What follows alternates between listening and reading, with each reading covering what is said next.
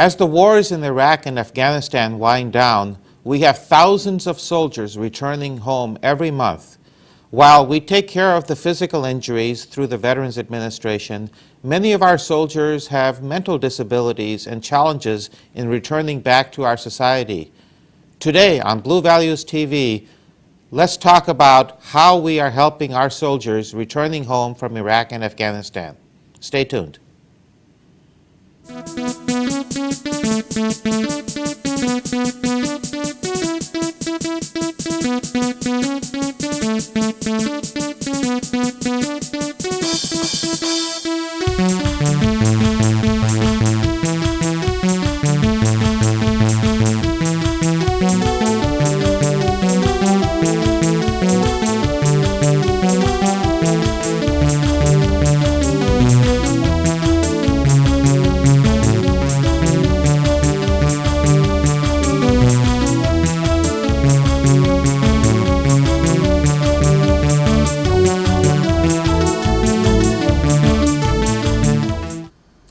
Welcome to Blue Values TV.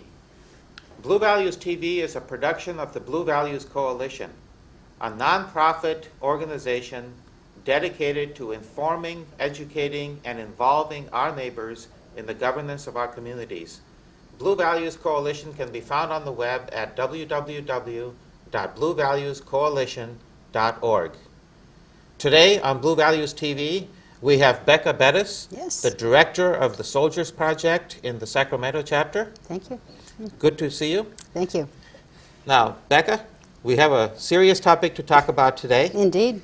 Tell us a little bit about the Soldiers Project. What is it all about? How was it founded? And what do you guys actually do?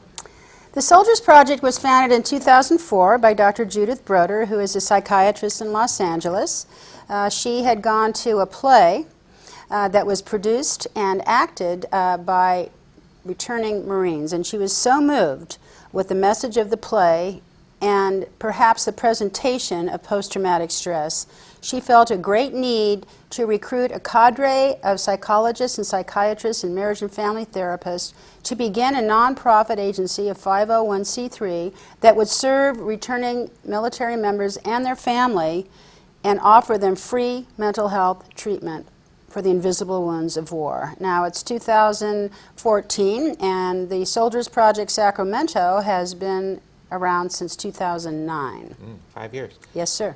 Fantastic. Now, this started in Los Angeles Yes, and it is did. now spread to 8 sites, Yes, 8 chapters? we are a national nonprofit organization, Chicago, San Diego, New York, Colorado, the state of Washington, and we are looking to perhaps open up a chapter in North Carolina very soon. So yes, we are nationally very active, and our Sacramento chapter is extremely active. Okay.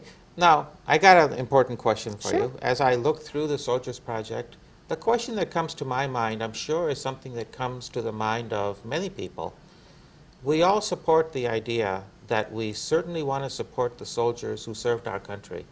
And when they come back from Iraq and Afghanistan with mental disorders, of course we want to help treat them. The difficulty comes for a lot of people is my expectation, and the expectation of many people, is that the Veterans Administration is there to do just that thing. So why is this being supported by the Soldiers Project and not by the Veterans Administration? This particular belief is not unusual. Many community agencies and many individuals in the community believe that the VA will take care of everyone. That is not true. A dishonorably charged veteran or other than dishonorably discharged veteran receives absolutely no benefits whatsoever. In addition, National Guard and Reserve have limited benefits, so the VA is restricted for what they can offer them in terms of assistance. The Soldiers Project looks at this particular population, those that are dishonorably discharged, those that may be in the Reserve or Guard, as well as those that are actively deployed and those that are honorably discharged. We act as a safety net for delivery of service. There are a multitude. We have 30,000 troops returning every year. The tsunami is going to hit. The VA is not equipped to handle the influx of this returning population, and the Soldiers Project is there to pick up the slack with no red tape and no bureaucracy, regardless of discharge of status or branch of service.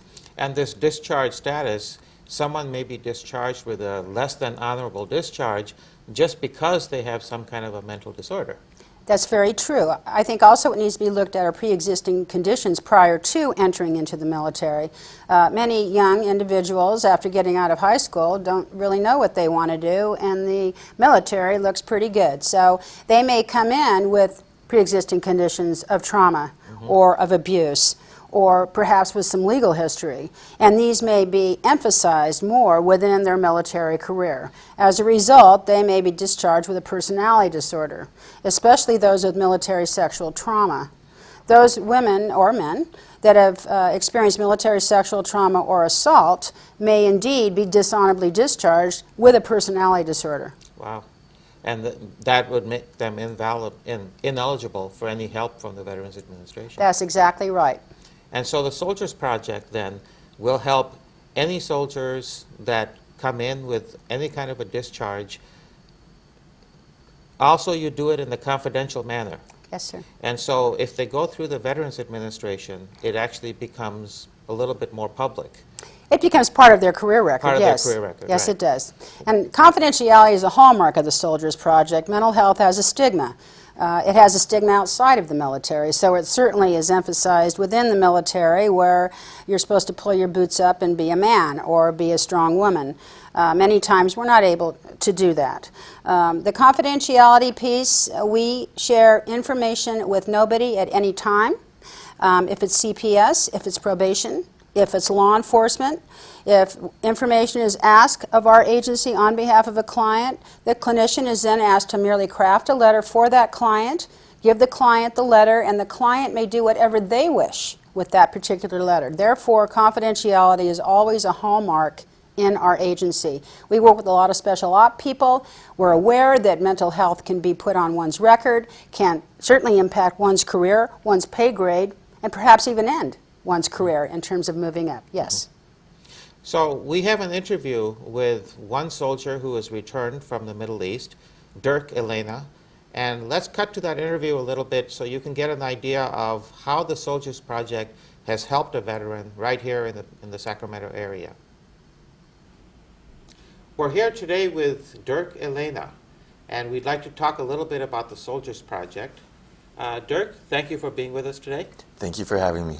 So to start out, can you tell us about which service you were in? Yes, I was in the United States Navy. United States Navy. And what did you do for the Navy? I was a corpsman, which is another word for medic.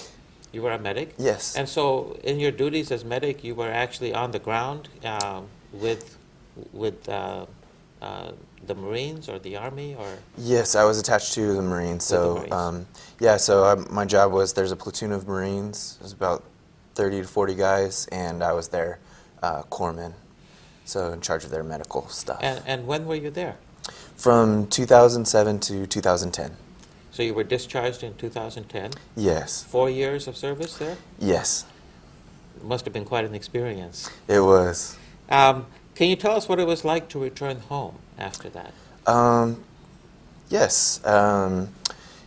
Return home after which part? After 2010? After 2010? Well,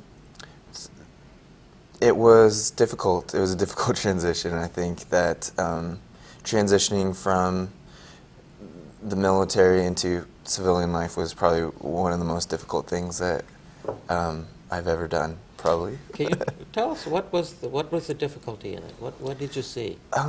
Well, I think that we trained a lot on, let's see, when I went in, I had a purpose. I had a job. I knew what I was supposed to do, and so I was able to focus on that, and then also, which was helping my Marines, and which were also my friends, that we lived together, and my whole goal, my whole purpose was to sort of be part of this camaraderie and brotherhood, and just take care of their health in all aspects. And then when I got out, and in doing that too, I would do field ops or this or that, and I have a lot of, I don't know, autonomy with that job, and I was able to make a lot of decisions and had people that I respected asking me what I wanted to do. What should we do? And then I made the call, and I felt like I had a lot of respect and a lot of responsibility with that position, along with a place that I belonged. When I got out, I didn't know where to go. I didn't know where to live. I didn't have that purpose anymore.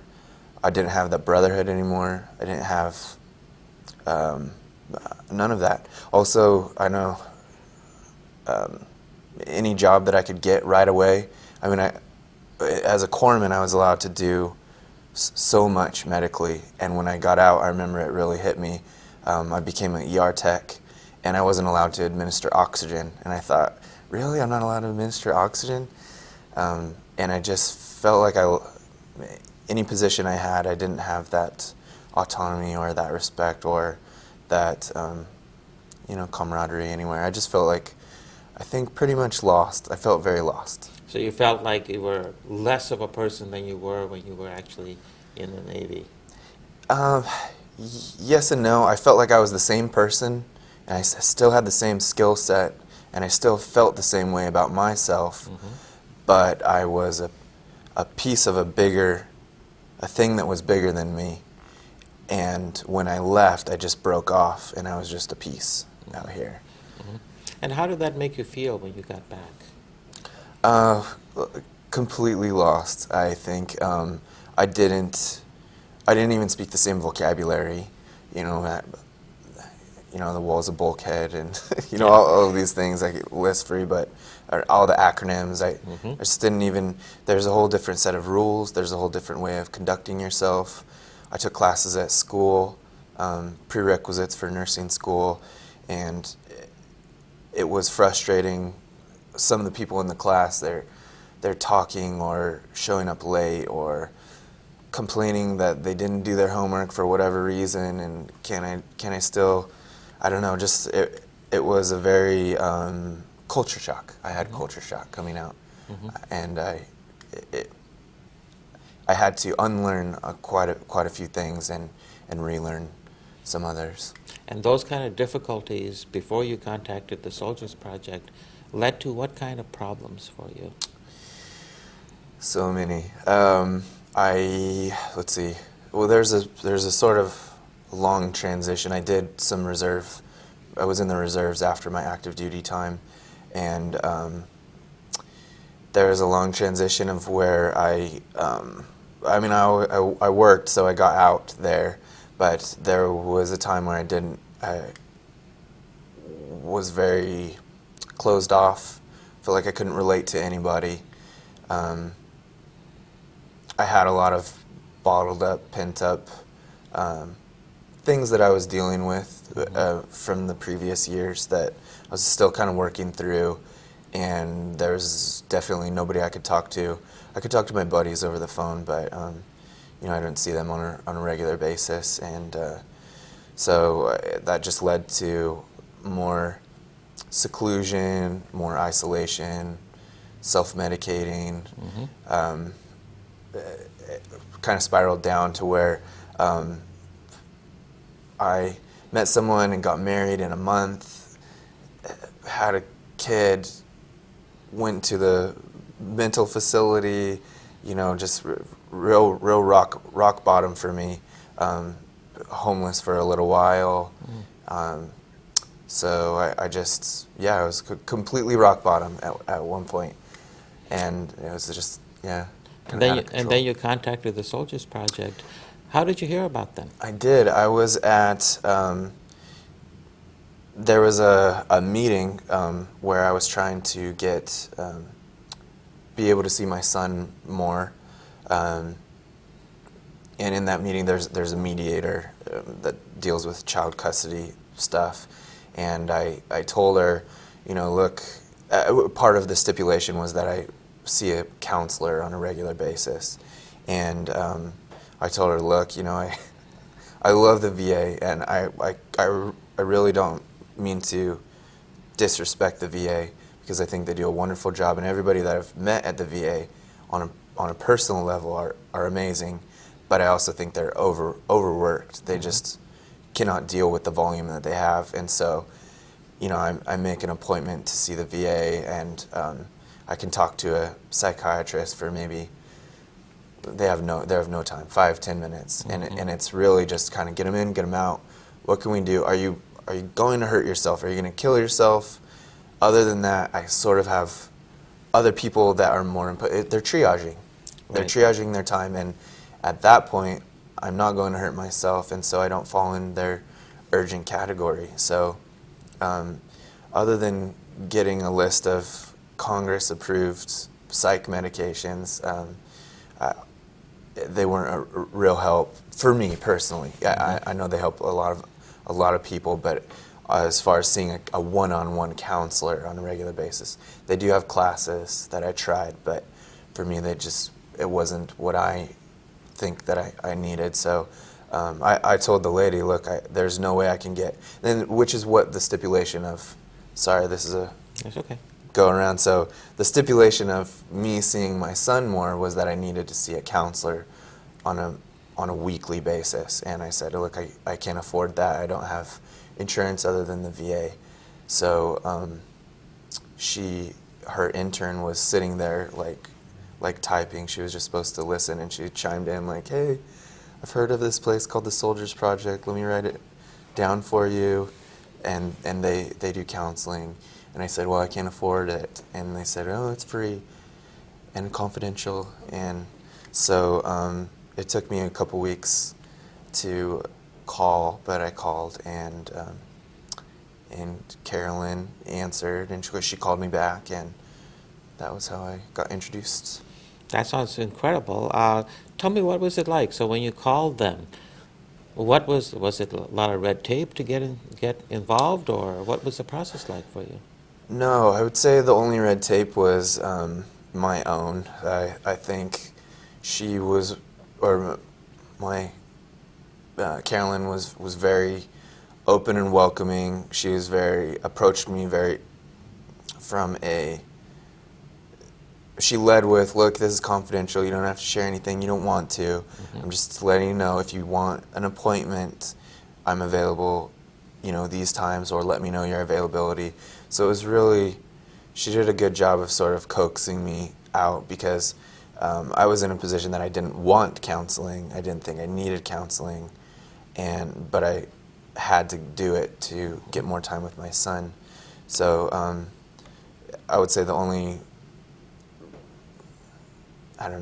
red tape was my own reserves about counseling or talking to somebody. And so what happened next once you started seeing Carolyn more? Well, honestly, I was just trying to clock. Originally, I think I was just trying to clock my hours so that I could give it back to the mediator. But as we spoke more, I was able to talk to her quite a bit, and we started meeting a couple times a week, and it was incredibly helpful. I can't say enough how helpful it was to me.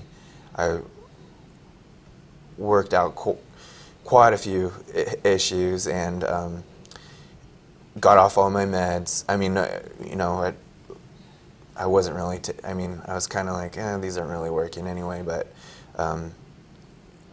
she just really dialed me in.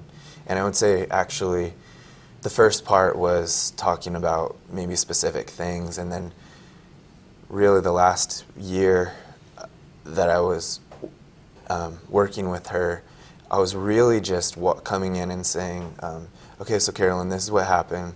Is this normal?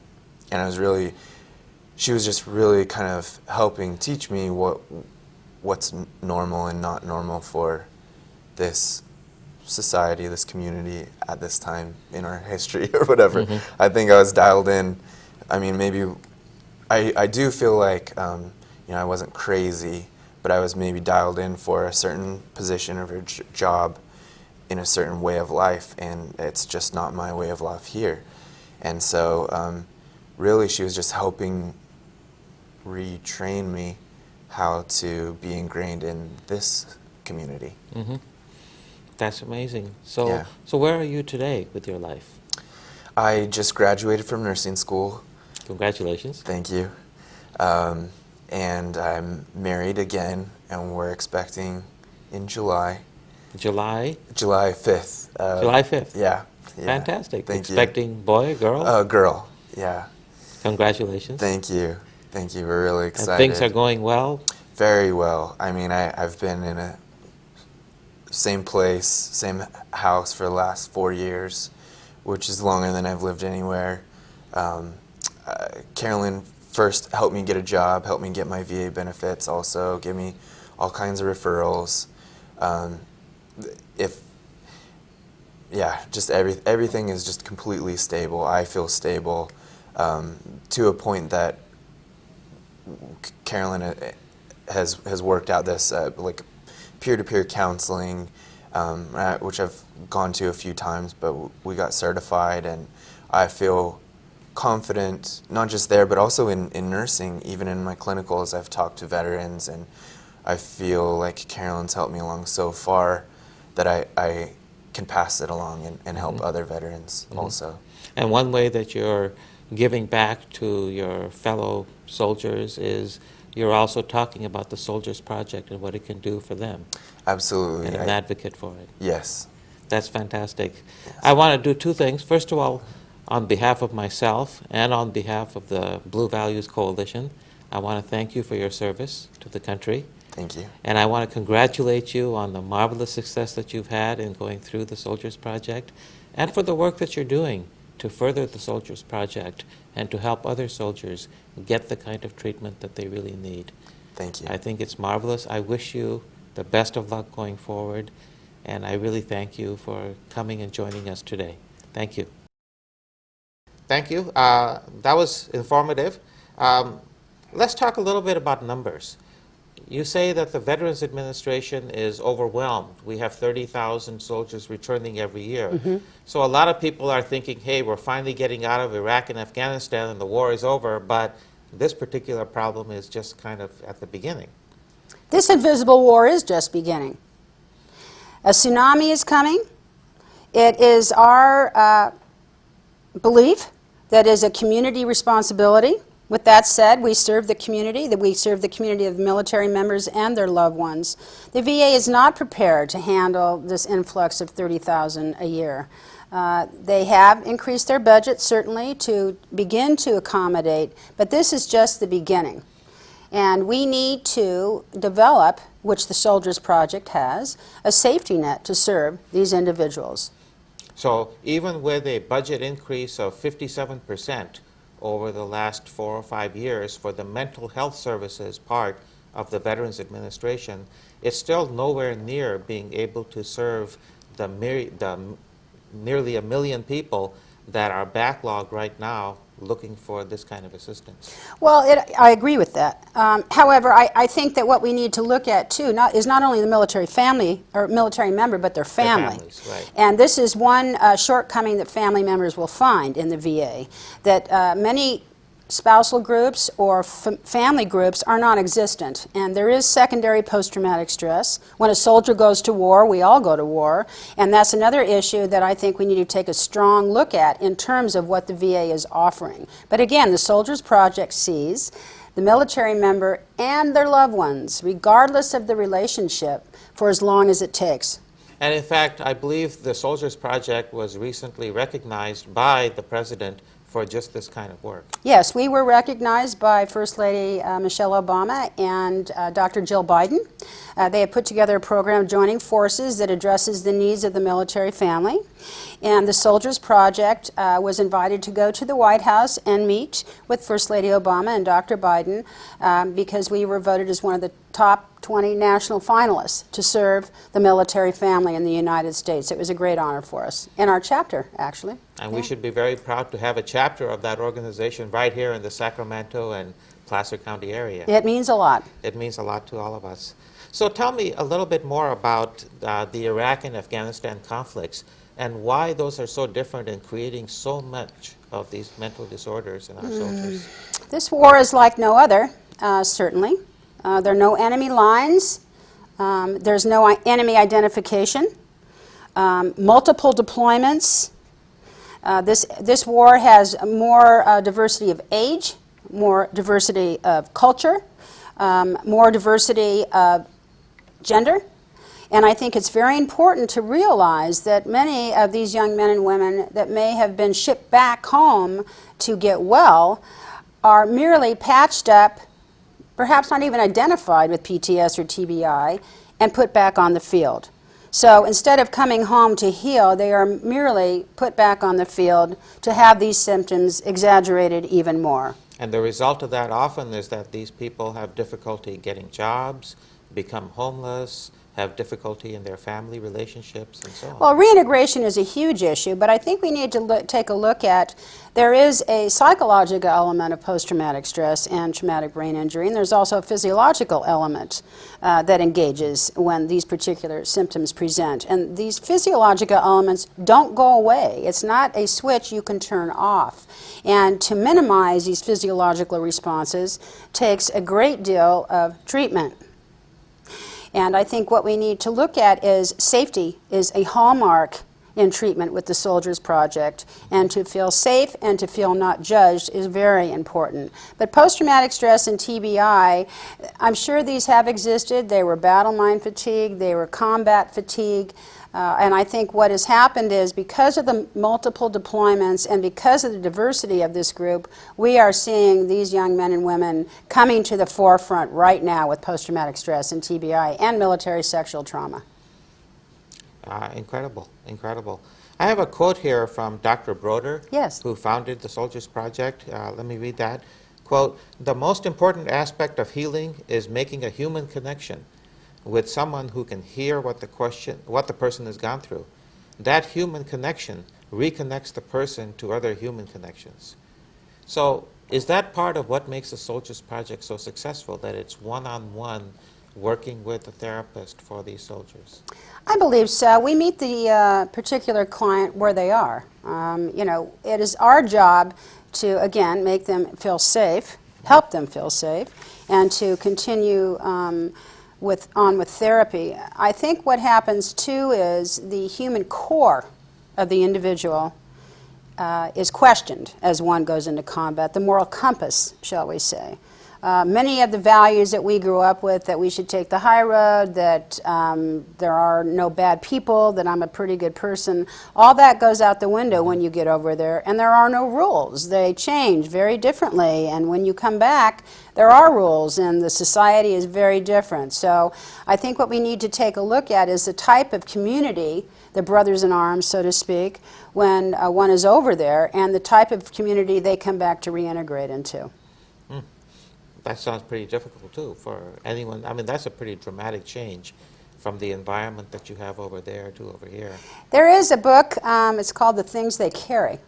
And one of the particular paragraphs, and I can say this from a personal lesson, as my son is a Marine sniper, and I was with him when he was deployed and returned from deployment, is the person that gets on that deployment bus with the suitcase and the person that comes home and gets off that deployment bus, that suitcase is completely different inside than it was when it left, i.e. the individual will never, ever be the same. Mm-hmm. Mm-hmm. Now, tell me about the Soldiers Project right here in Sacramento. You say that was founded around 2009. That's right. So we're into our 5th year.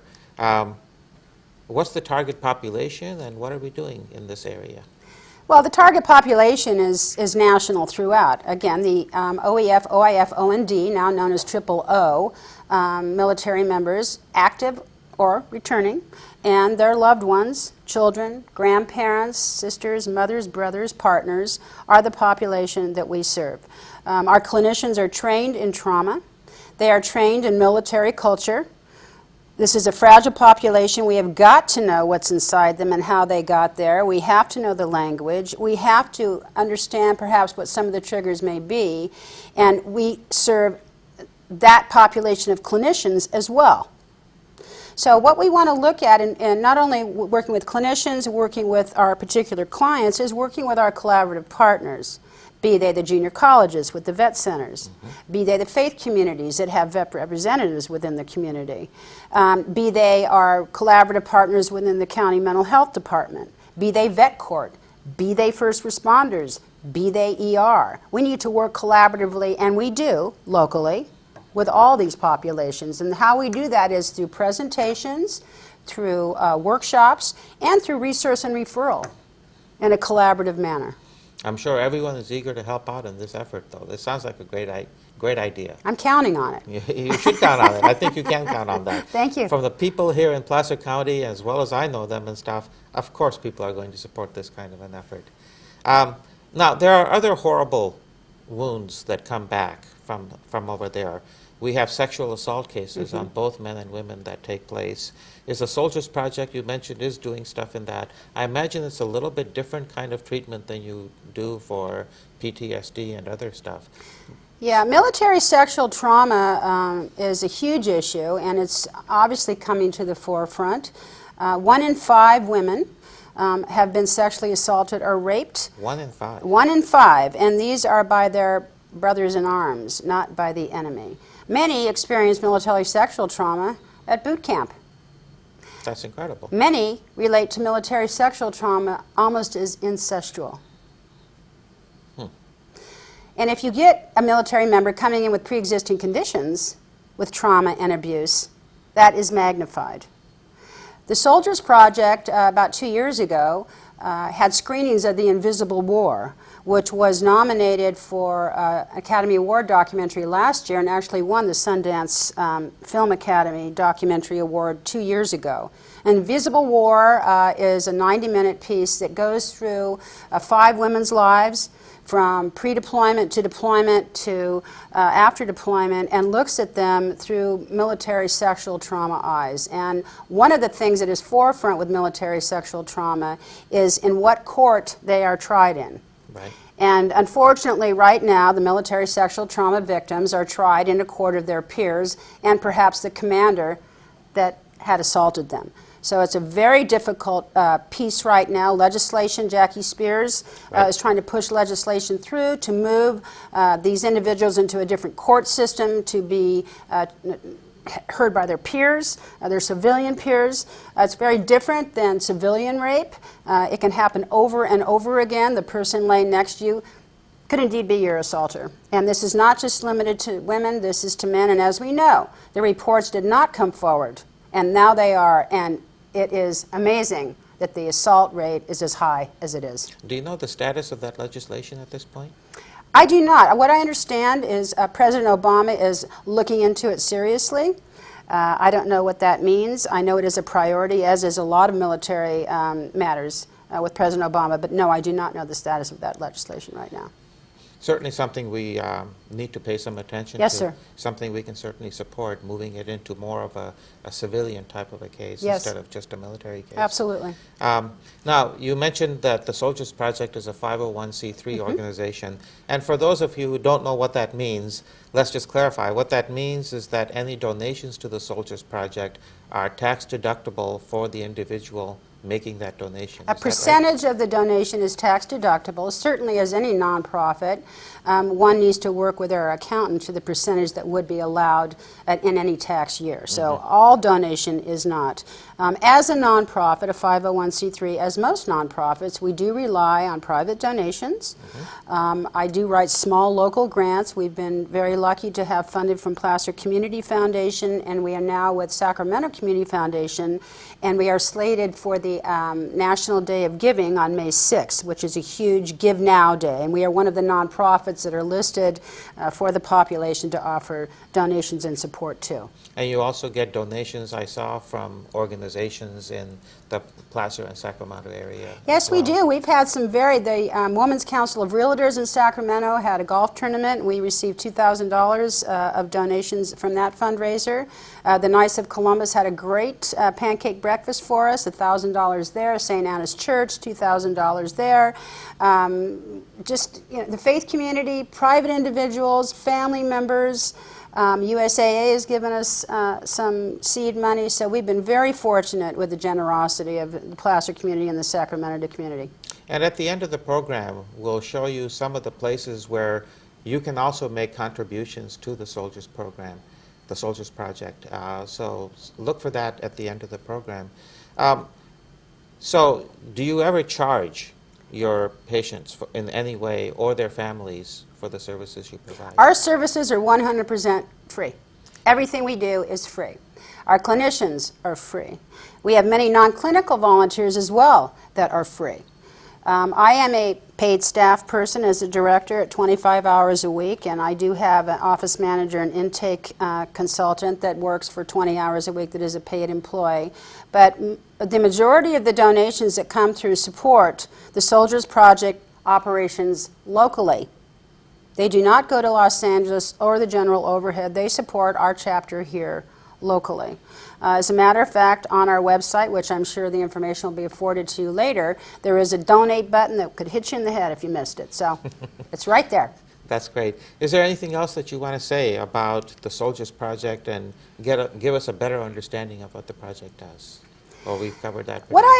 It's amazing to me. I was at Beale Air Force Base an hour ago, and I was working with the Family Readiness Center. And one of the meetings had a colleague who was an integral part of the special need population for children.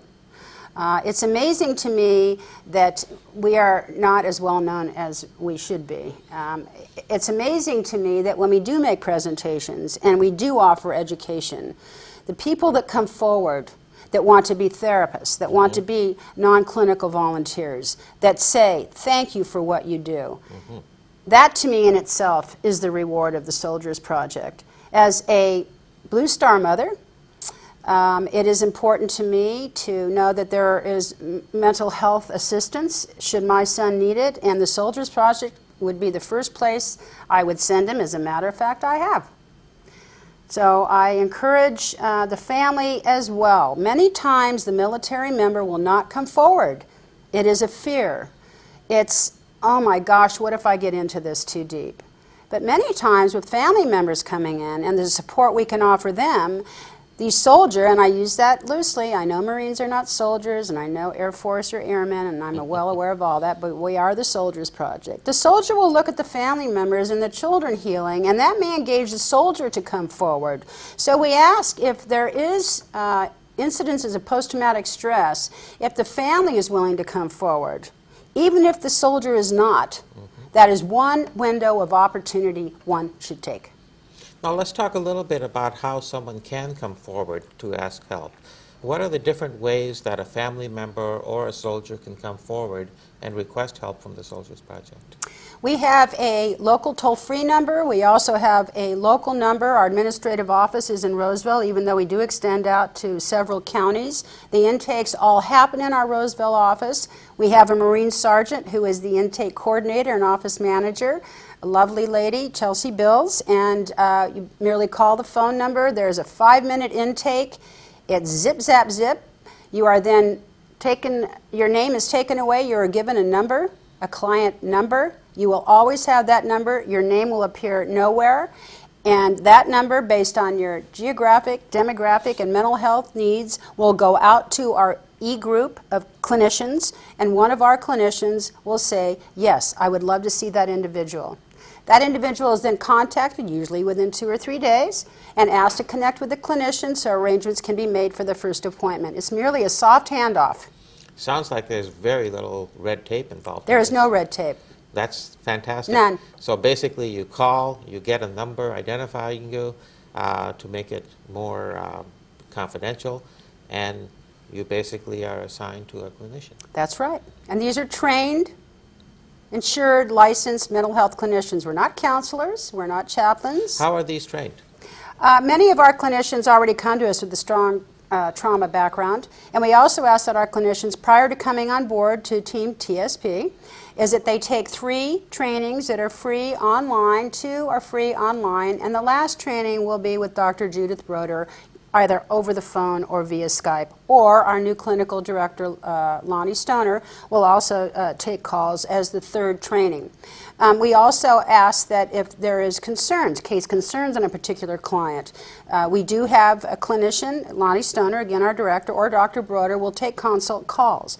But we do need training in military culture, in the words, in the thoughts, in the life. We cannot meet these people where they are if we don't understand how they got there. That's fantastic. So the clinicians have hopefully a fairly simple process. What kind of a time commitment are we talking about for taking these online training classes? Trainings, webinars, 2 to 3 hours perhaps. Total? And, yeah, and continuing Fantastic. education units many times are offered. Again, some of these trainings are absolutely free. And if clinicians want to sign up to help out in this thing, they do it again by contacting you directly at the chapter? That's correct. Or our webpage has all the information, the meta tabs up in the corners of the right-hand side. You can download applications, you can download frequently asked questions, you can download signs and symptoms, resources, referrals. There's just a wealth of information there for any question you might have. And then, as you say, you've got a backup support network for the clinicians if they need to get some help or a consultation on a particular case that they're working on. So, Many clinicians find this, number one, the most gratifying work they've ever done. Number two, some of the most difficult work they've ever done. who doesn't love a good challenge, though, right? I'm sure a clinician does. That's right. That's why we go and that's why we call it work, I think. That's right. It has to be a challenge. That's to it. right. Can you tell us about other programs and services that you also have? Well, we're working directly with the junior colleges, the American River College, Sac City, Sac State, and also in a small amount with Sierra College. We are attempting to launch a program that is also now in work in Los Angeles at junior college called Adopt a College. And one of the elements that we feel is very important for awareness is to educate the community and also the professional community. On the colleges, many of them, certainly the ones I mentioned, have vet centers. And we feel that if the faculty, the staff, the nursing staff, the financial aid person knows of these military members and some of the signs and symptoms that may present, they get a better understanding and perhaps a little more insight into how to meet these young men and women where they are. So certainly the Adopted College program. The Operation Small Soldiers program is a program that has yet to be launched. We are looking for funding. It is a program that is geared to the children of the military. Post-traumatic stress is spoke about quite frequently. However, secondary post-traumatic stress is not. Right. Again, when a soldier goes to war, everybody goes to war, and many times the spouse and the children are the ones that are hit the hardest. And when the military member comes back, it's a whole new world, and the nucleus of the family has changed, and the dynamics of the characters and the players have changed. So it's a challenge in how a spouse or how children can work with the soldier that's returned. Exactly. And And the that's- Operation Small Soldiers program is geared to going on actually public school campuses because the majority of military-connected children go to public schools. 80% of military-connected children attend public schools, and very few, upon admission of these children, ask the question, are you military-connected? So there is no identification, if at all, on campus for these young children that move 9 times before they start school until high school. Adding to the difficulty. Yes, sir. That's incredible. Are there any areas that the Soldiers Project does not cover? Yes. We do not handle people in crisis. We feel that you need to be stabilized in order to heal to some degree, to be safe, to be able to listen, to integrate tools into a toolkit for reintegration. If there is a crisis, we can certainly refer you to emergency or to the VA. There are crisis intervention models within the VA. We do not work with individuals that are not in the OAF, OIF, and OND conflicts as well. So that's the Iraq, Afghanistan conflicts? That's absolutely right. So right now you're limited to those 2 conflicts. Exactly. And also on the clinical level, although we appreciate the wonderful work that interns can offer, because our mission does ask that the clinician is insured and licensed, we do not have clinicians, intern clinicians work directly with the client. Interns can come in as a non-clinical volunteer, and once they have passed the internship and now have their license, we welcome them on board. But we take our business very seriously, Right. and the fragility of this particular population is something that is heartfelt on our part. Yeah, so basically someone seeking this assistance can be assured that they're seeing someone quite qualified to treat them. I can guarantee you that. Guarantee that. That's fantastic. Thanks so much. That should wrap it up for us. Thank you for appearing with us on Blue Values TV. Thank you very much. Really appreciate it. And for all of you, thank you, and we'll see you next time on Blue Values TV. Good night. Good night.